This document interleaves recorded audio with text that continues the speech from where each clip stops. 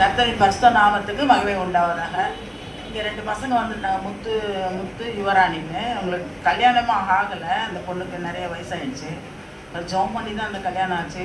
அந்த கல்யாண டைமில் கூட அவங்க வீட்டில் விட்டுட்டு வந்துடலாம் 3 நாள்லன்னு பார்த்தாங்க. இங்கே ப்ரேயரில் வந்து அமாவாசை ப்ரேயரில் அழுது ஜோம் பண்ணும்போது கர்த்தர் அந்த பொண்ணை கூப்பிட்டு வர கிருபை செஞ்சார். அதோட அது கன்சீவ் ஆகவே இல்லை, 2 வருஷம் கிட்ட ஆயிடுச்சு. அப்புறம் இந்த சபைக்கு வந்து ஜெபம் பண்ணுச்சு, குழந்தைக்காக ஜெபம் பண்ணுச்சு. ஆண்டவர் கர்ப்பத்தின் கனியை கொடுத்தாரு. ஆனால் வந்து ப்ரேயர் நடந்திருக்கும் போதே ஸ்வீட் கொடுத்துட்டு சாட்சி கொடு சொல்லிட்டு போயிடுச்சு. அதோடு இந்த பக்கம் அந்த பொண்ணு வரல. நானும் கேட்டேன் எங்கள் மருமகள், என்னம்மா எல்லாம் தப்பு இல்லையாம்மான்னு. அதோட நானும் பேசுறதில்ல, எதுவும் இல்லை, கேட்குறதில்ல அவங்கள. ஆனால் அந்த குழந்தை வந்து ரொம்ப, அந்த பொண்ணுக்கு வந்து சுகரு பிபி இருக்குது ஏற்கனவே. இந்த சமயத்தில் இன்னும் அதிகமாகிடுச்சு. அதை கண்ட்ரோல் பண்ணவே முடியலையாம். டாக்டர் வந்து இந்த விவேகானந்தா கையில் தான் அங்கே எண்ணூரில் பார்த்தாங்க.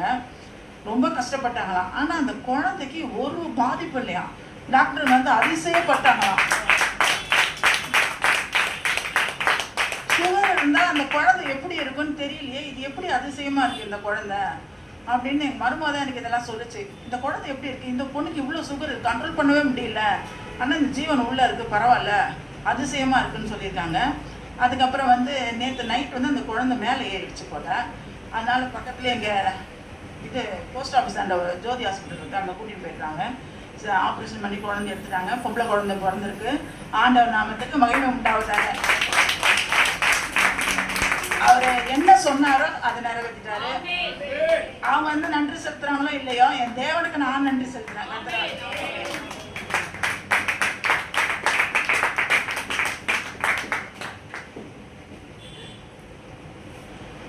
பரிசுத்த நாமத்துக்கு சோத்திரம். போன வாரத்தில் போய் டாக்டர்கிட்ட டெஸ்ட்டு பண்ணேன். சுகர் அதிகமாக இருந்தது, இப்போ கம்மியாயிடுச்சு, 120 தான் இருக்குது. அதே போல் இப்போ ப்ரெஷரும் 130 தான் இருக்குது. ரொம்ப அதிகமாக 450 500 இருந்தது.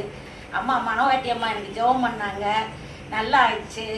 என்ன போன வாரத்தில் கை ரொம்ப வலிச்சிட்டு இருந்தது. போன ஞாயிற்றுக்கிழமை வந்து அம்மாட்ட வலிக்குன்னு சொன்னேன். அம்மா நல்லா ஜெபம் பண்ணி விட்டாங்க. இப்போ கொஞ்சம் நல்லா ஆயிடுச்சு. எனக்கு நேற்றுந்து கொஞ்சம் லைட்டாக வலிக்குது. இன்றைக்கி அம்மா ஆண்டவர் இன்னைக்கு சோத்தை கொடுத்துருவார் எனக்கு. கோடான கோடி நன்றி. நாமத்துக்கு சோத்திரம். நன்றி ஆண்டவரே, நன்றி ஆண்டவரே.